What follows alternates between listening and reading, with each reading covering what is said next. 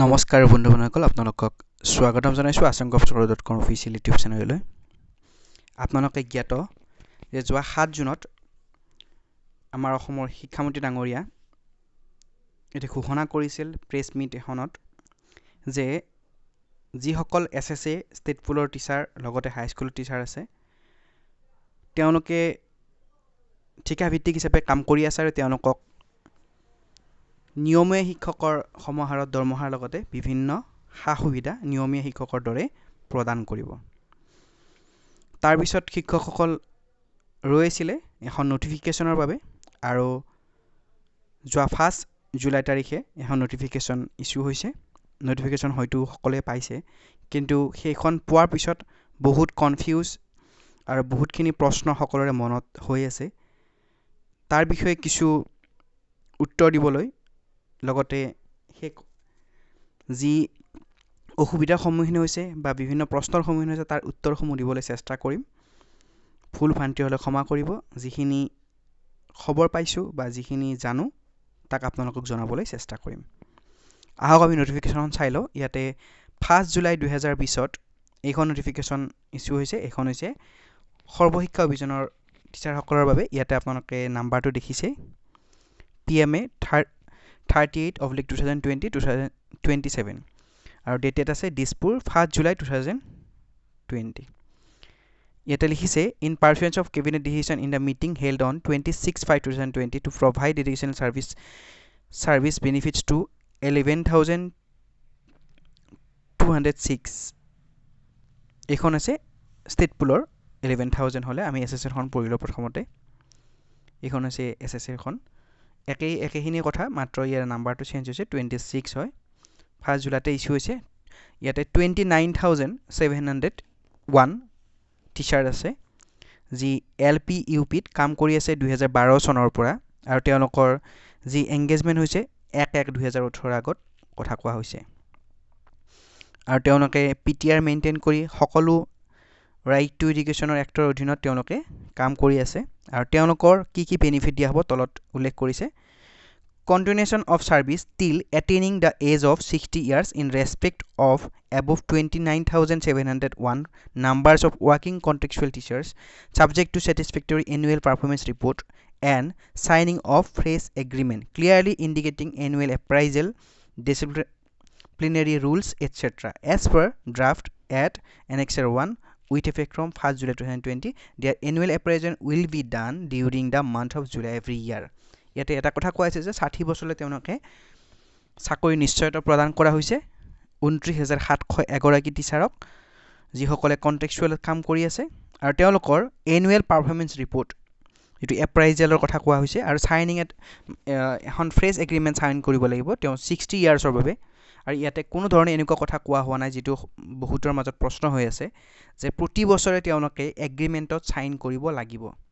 ইয়াতে হেনেকুৱা কথা কোৱা হনে এপ্ৰাইজেলৰ কথা কোৱা হৈছে যেটো এটা মূল্যাঙ্কন ব্যৱস্থা যেটো সকলো ক্ষেত্ৰতে থাকে। ৰেগুলাৰ টিচাৰ সকলৰ প্ৰতি বছৰে তেওঁলোকৰ ডাটা লোৱা হয় প্ৰতি বছৰে আৰু ঠিক তেনেদৰে কন্টেক্সচুৱেল টিচাৰখিনিৰো লোৱা হ'ব কাৰণ যিসকল টিচাৰ আছে তেওঁলোকক 60 বছৰলৈ চাকৰি নিশ্চয়তা প্ৰদান কৰা হৈছে। 60 বছৰত তেওঁলোকৰ সকলো যি কৰ্ম বা তেওঁলোকে কি কৰে গোটেইখিনি ডাটা লোৱাটো সঁচাকৈ প্ৰয়োজন আছে কাৰণ 60 বছৰত বিভিন্ন চৰকাৰ আহিব যাব, কিন্তু তেওঁলোকৰ যি সাৰ্ভিস সেইটো চলি থাকিব লাগিব। তেওঁলোকৰ সেইভাবে এপ্ৰাইজেলৰ প্ৰয়োজন খুবেই আছে মূল্যাঙ্কন যেটো ডিপাৰ্টমেন্টে নিজে কৰিব। আপোনালোকৰ পাৰফৰমেন্স ৰিপৰ্ট গোটেইখিনি তেওঁলোকে ল'ব কাৰণ পাৰফৰমেন্স বেয়া হোৱা ভাল হোৱা বা আপোনালোকৰ যিকোনো কাম কৰিব আপোনালোকে সেইখিনিটো তেওঁলোকক ডাটাখিনি দিবই লাগিব প্ৰতি বছৰে। সেইটো বহুত দৰকাৰী হয়। প্ৰতিখন ডিপাৰ্টমেন্টত প্ৰতিটো ডিপাৰ্টমেন্টতে এইটো লোৱা হয় আচলতে।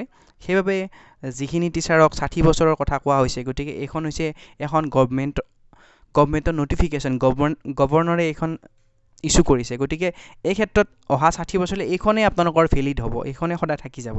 গতিকে সেই হিচাপে এটা এনেকুৱা ধৰণৰ কথা থকাটো বাঞ্ছনীয় নিশ্চয় থাকিবই কাৰণ এপ্ৰাইজেল বা আপোনালোকৰ কোনো ধৰণৰ ৰিপৰ্ট নোহোৱাকৈ 60 বছৰলৈ কাম কৰিব খোজাটো বা কাম কৰি থাকাটো সেইটো সম্ভৱ হ'বই নোৱাৰে। সেই প্ৰতি বছৰে আপোনালোকৰ ডাটাটো লোৱা হ'ব বা এনেকুৱা হ'ব পাৰে যে কোনবাই ধৰক এতিয়া গ্ৰেজুৱেচন কৰা নাই নেক্সট ইয়াৰ তেওঁ গ্ৰেজুৱেশ্যন কৰিলে বা তেওঁৰ কমপ্লিট হ'ল, তেওঁৰ আপডেটটোতো লাগিব। গতিকে কোৱালিফিকেশ্যন হওক বা বিভিন্ন আপডেট আপোনালোকৰ সকলো স্কিল যিখিনি লাগে সেইখিনি ডিপাৰ্টমেণ্টে ল'ব পাৰফৰ্মেঞ্চ ৰিপৰ্ট হিচাপে, আৰু সেইটো এপ্ৰাইজেল হিচাপে প্ৰতি বছৰে জুলাই মাহত ল'ব। ইয়াতে কোনো ধৰণৰ এগ্ৰিমেণ্টৰ কথা কোৱা নাই, এগ্ৰিমেণ্ট নতুনকৈ কৰি থাকিব নোৱাৰে, এবাৰে এগ্ৰিমেণ্ট হ'ব। এডুকেশ্যন ডিপাৰ্টমেণ্টৰ লগত এগ্ৰিমেণ্ট হ'ব 60 বছৰে, সেইখনেই হৈ থাকিব। কিন্তু প্ৰতি বছৰে আপোনাৰ কামখিনিৰ এটা হিচাপ লোৱা হ'ব, যিটো ছাৰ্ভিচ বুক বুলি কয়। ছাৰ্ভিচ বুকত সকলোখিনি ডাটা আপোনালোকৰ যিখিনি ৰেগুলাৰ টিচাৰ থাকে তেওঁলোকৰ লিখা থাকে। ঠিক তেনেকৈ এপ্ৰাইজেলৰো এনেকুৱা এটা ছিষ্টেম, যিটো আপোনালোকক হয়তো 2012 চনৰ পৰা কাম কৰি থকা সেনেকো লৈ আছে, কিন্তু আপোনালোকক জনোৱা হোৱা নাই। আপোনালোকৰ যিখিনি পাৰফৰ্মেঞ্চ ৰিপৰ্ট তেওঁলোকে CRC-সকলে বা BO-সকলে দিয়ে, সেইখিনি লৈ লয়। এতিয়া সেই একেটা কথাই নটিছখনত লিখিছে, আগতে টিচাৰসকলে দেখা নাছিল এইটো কথা, নতুনকৈ দেখিছে, সেইবাবে কনফিউজ হৈছে। গতিকে এইটো এটা একো চিন্তা কৰিবলৈ কথা নহয় যে প্ৰতি বছৰে এগ্ৰিমেণ্ট কৰিব লাগিব।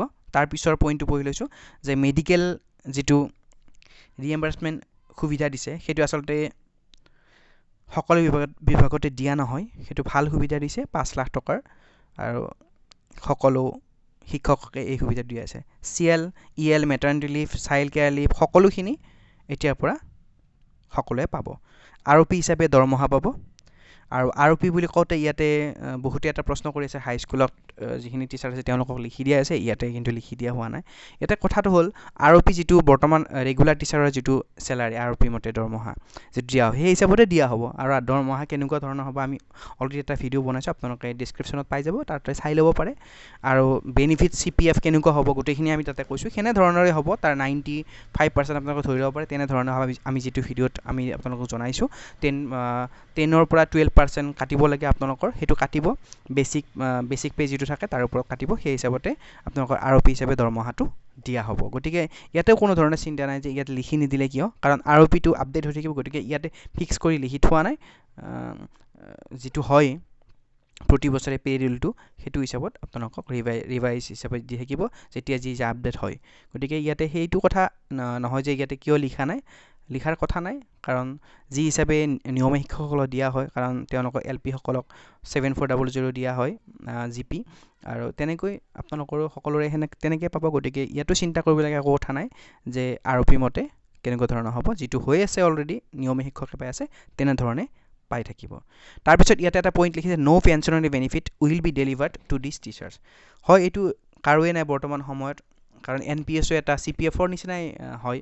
NPSত আপোনালোকে জানে পইচা জমা কৰে, এজন এমপ্লয়ীয়ে পইচাটো জমা কৰে আৰু সেইফালৰ পৰা একে সম পৰিমাণৰ পইচা দিয়ে, আৰু সেইটোৱে পিছত পেঞ্চন হিচাপে, আৰু তাৰে 60% 70% পে' কৰি বাকীখিনি পেঞ্চন হিচাপে দি থাকে। গতিকে সেই একেই কথা CPFতো সেই একেই পেঞ্চন হিচাপে পিছত দি থাকিব, বাকীখিনি আপোনালোকে পাব। গতিকে CPF আৰু NPSৰ মাজত বহুত বেছি ডিফাৰেঞ্চ থকা বুলি আপোনালোকে নাভাবিব। আপোনালোকে চাবও পাৰে, নিজে চাৰ্চ কৰি চাওক NPS আচলতে কি, CPF আচলতে কি, বহুত বেছি ডিফাৰেঞ্চ একো নাই। গতিকে পেঞ্চনৰ সুবিধা ৰেগুলাৰ সকলোৰে এতিয়া নাই। ইয়াৰ বিষয়ে হয়তো বহুত প্ৰতিবাদ কিবাকিবি বিচাৰি থকা হৈছে, অনুৰোধ কৰি থকা হৈছে, বিভিন্ন সময়ত স্মাৰকপত্ৰ দি থকা হৈছে।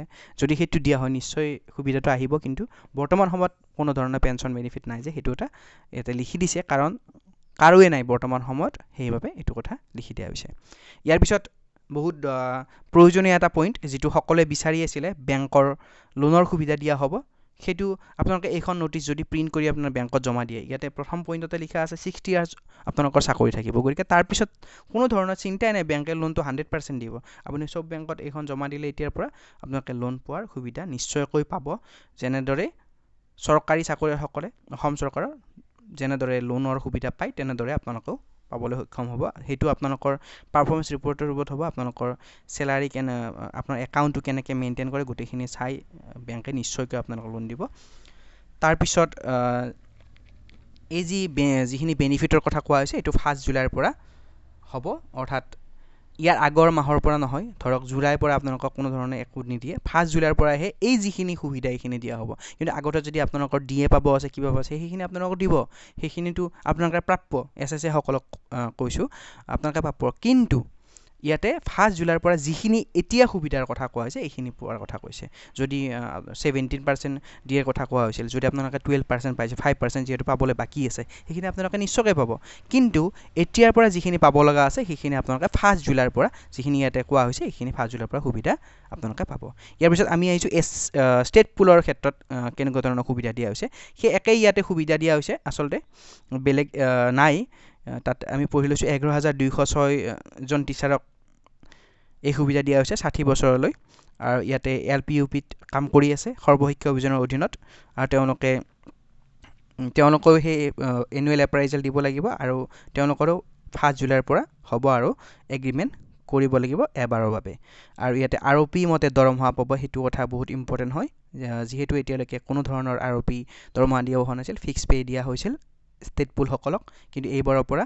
তেওঁলোকক আৰপি মতে দৰমহা দিয়া হ'ব আৰু ইয়াতে আৰু এটা কথা কৈছে যে কন্ট্ৰেকচুৱেল টিচাৰ যেনেকৈ দৰমহা দিয়ে তেনে ধৰণৰ দৰমহা হ'ব ইয়াতে লিখিছে at par with the benefit as entitled to assistant teacher in primary upper primary schools working as contractual teachers under Assam Sarva Shiksha অভিযান মিছন অৰ্থাৎ সৰ্বশিক্ষা অভিযান মিছনত যিখিনি কন্ট্ৰেকচুৱেল টিচাৰ আছে অলৰেডি কৰি আছে তেওঁলোকক যেনে ধৰণৰ দৰমহা আৰপি মতে দিব এতিয়া যিখন নোটিছ ওলাইছে তেনে ধৰণৰ দৰমহা ষ্টেট পুল সকলেও পাব সেইটো কথা কৈছে গতিকে ইয়াতো কোনো কনফিউজন নাই যে আৰপি মতে যিটো দৰমহা হ'ব লাগে তেওঁলোকে হয়তো ইনক্ৰিমেণ্ট কিছুমান পাইছে গতিকে তেওঁলোকৰ দৰমহা কিছু বেছি হ'ব কিন্তু ষ্টেট পুল সকলৰ যিটো ষ্টাৰ্টিং হয় আমি এটা ভিডিঅ' অলৰেডি বনাইছোঁ আপোনালোকে চাই ল'ব তাতে গোটেইখিনি কোৱা আছে কেনেকুৱা হ'ব পাৰে দৰমহাটো গতিকে তাতে চালে গম পাব যিহেতু ইয়াতে গ্ৰেড পে কি হ'ব গোটেইখিনি কথা কোৱা হৈছে সেইটো চাই ল'ব পাৰে তাৰপিছত 3 নম্বৰ পইণ্টে বহুতক অসুবিধাত পেলাইছে সেইটো আমি অলপমান পিছত আলোচনা কৰি আছোঁ তাৰ পিছৰ পইণ্টটো লৈছোঁ ইয়াতে CPF-ৰ সুবিধা কেতিয়া দিয়া হোৱা নাছিলে যিখিনি ষ্টেট পুলৰ টিচাৰ আছিল তেওঁলোকৰ এতিয়াৰ পৰা CPF-ৰ সুবিধা দিয়া হ'ব যিটো 12% 10ৰ পৰা 12% কাটে আৰু চৰকাৰৰ ফালৰ পৰা সেইটো 13% দিয়া হয় সেইটো এতিয়াৰ পৰা সুবিধা দিয়া হ'ব যিটো কন্ট্ৰেকচুৱেল টিচাৰ অলৰেডি দিয়া হৈ আছিল কিন্তু তাতে কিছু অসুবিধা আছে সেইটো কিন্তু এতিয়াৰ পৰা সকলোৰে সমান হৈ যাব কিন্তু তেওঁলোকৰ দৰমহাটো অলপ বেছি হোৱাৰ কাৰণটো হ'ব যে তেওঁলোকৰ ইনক্ৰিমেণ্ট হৈছে তাৰপিছত CL ML child care leave যিখিনি দিয়া কথা কোৱা হৈছে সেইখিনি সকলোৱে পাব তাৰপিছত 5 লাখ টকাৰ যিটো মেডিকেল বেনিফিট সেইটোও পাব পেনশ্যন নাপায় এইটো অলৰেডি ক'লোৱে কিয় নাপায় এতিয়াৰ পৰা লোনৰ সুবিধা নিশ্চয়কৈ পাব লগতে 9 নম্বৰ পইণ্টত লিখিছে the teacher will be counted a state pool teacher নামটো সলনি নহয় কাৰণ চৰকাৰে এটা বহুত ভাল আঁচনি এটা লৈছিলে যে চৰকাৰে যিটো PTR মেইনটেইন কৰিবৰ কাৰণে RT এক্টৰ অধীনত যিটো PTR আচলতে মিলি থাকিব লাগে সেই হিচাপত চৰকাৰে এটা পুল টিচাৰ ক্ৰিয়েট কৰিছিল গতিকে তাৰ নামটো সলনি কৰা কোনো যুক্তি নাই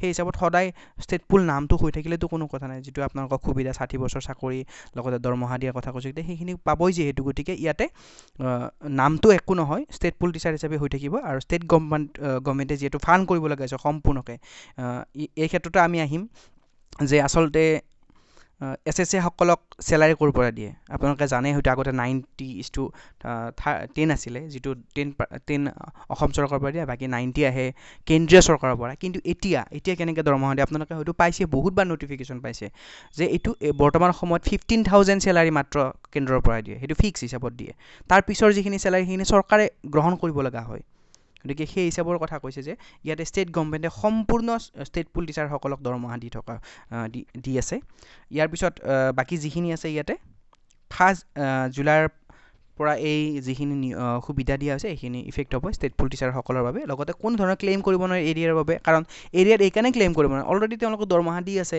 ফিক্স পে এতিয়ালৈকে দি আছিল আৰু 1 জুলাইৰ পৰা যিহেতু স্কেলৰ কথা কোৱা হৈছে 1 জুলাইৰ পৰা কোনো তেওঁলোকক এক্সট্ৰা দিব লগা একো নাথাকে কিন্তু SSAৰ ক্ষেত্ৰত অলপ বেলেগ হ'ব তেওঁলোকৰ কিছু হয়তো পাব লগা আছে দিয়ে বা এনেকুৱা ধৰণৰ কিন্তু আগৰ হিচাপত পাব লগা সেইখিনি পাই যাব কিন্তু যিটো বৰ্তমানে বেনিফিট সেইটো 1 জুলাইৰ পৰাহে তেওঁলোকে পাব এতিয়া আহিছোঁ এই যিটো 3 নম্বৰ পইণ্ট আছে সেই 3 নম্বৰ পইণ্টটো যিটোৰ কাৰণে বহুতৰ চিন্তা হৈ আছে আৰু 9,635টা আজি ৰেগুলাৰ পদ আছে তাতেও কিবা প্ৰভাৱ পৰিব নেকি এনে ধৰণৰ প্ৰশ্ন তেওঁলোকৰ আহিছে ইয়াৰ বিষয়ে আমি ক'বলৈ ওলাইছোঁ কিন্তু ভিডিঅ'টো বহুত ইতিমধ্যে দীঘলীয়া হৈ গ'ল আমি ইয়াৰ পিছৰ ভিডিঅ'টো আপোনালোকক তাৰ বিষয়ে জনাবলৈ চেষ্টা কৰিম যেহেতু ভিডিঅ'টো বহুত দীঘলীয়া হৈছে আপোনালোকে আমনি পাব পাৰে আমাৰ পিছৰ ভিডিঅ'ত এই যি 8,000 পদৰ কথা কোৱা হৈছে কি হ'ব গোটেইখিনি আমি নেক্সট ভিডিঅ'ত নিশ্চয়কৈ আলোচনা কৰিম আপোনালোকে নেক্সট ভিডিঅ'টো চাব আমি অলপ পিছতে সেইটো ভিডিঅ' আপলোড কৰিম সেইটো আপোনালোকে চাব এয়াই আছিল শেহতীয়া আপডেট SSA আৰু ষ্টেট পুলিচসকলৰ বাবে কিছু খবৰ আৰু ইয়াতে এটা শেষত এটা কথা কৈ দিওঁ যিটো ROPৰ ক্ষেত্ৰত আৰু দৰমহাৰ ক্ষেত্ৰত কিছু অলপমান কনফিউজ হৈ আছে যে দৰমহাটো কমিব নেকি বাঢ়িব নেকি বা এনেকুৱা ধৰণৰ কথা ইয়াতে এটা কথা আপোনালোকে মন কৰিব SSA সকলক দৰমহা আচলতে আগতে 90:10 হিচাপত দিয়া আছিল কিন্তু বৰ্তমান সেইটো 15,000 দৰমহা দিয়া হয় যিহেতু গতিকে চৰকাৰে এটা ভাল পদক্ষেপ গ্ৰহণ কৰিছে চৰকাৰে বহুতখিনি এতিয়া দিব লগা হৈছে গতিকে 60 ইয়াৰ্ছলৈকে সকলোকে দিব 15,000 বৰ্তমান দিয়ে যিহেতু ঠিক তেনেকৈ ষ্টেটবোৰৰ ক্ষেত্ৰত কিন্তু সেইটো কথা হোৱা নাই 15,000 অকল SSAৰ ক্ষেত্ৰতে চৰকাৰে পাব প্ৰতিজন শিক্ষকৰ ক্ষেত্ৰত কিন্তু ইয়াতে ষ্টেটবোৰৰ ক্ষেত্ৰত তেওঁলোকে নাপায় তেওঁলোকে নিজৰ ফাণ্ডৰ পৰাই দিব লগা হৈ আছে গতিকে এয়াই আছিল শেহতীয়া আপডেট আশা কৰিছোঁ আপোনালোকে যিখিনি আমি ক'লোঁ বুজি পালে বা বুজাবলৈ চেষ্টা কৰিলে আপোনালোকক যদি কিবা প্ৰশ্ন আছে কমেণ্টত জনাব আপোনালোকৰ উত্তৰসমূহ দিবলৈ চেষ্টা কৰিম যদি ভিডিঅ'টো ভাল পালে লাইক কৰক শ্বেয়াৰ কৰক আৰু যদি আমাৰ চেনেলটো এতিয়ালৈকে ছাবস্ক্ৰাইব কৰা নাই তেনেহ'লে ছাবস্ক্ৰাইব কৰি ল'ব বুলি আশা থাকিল ধন্যবাদ জয় অসম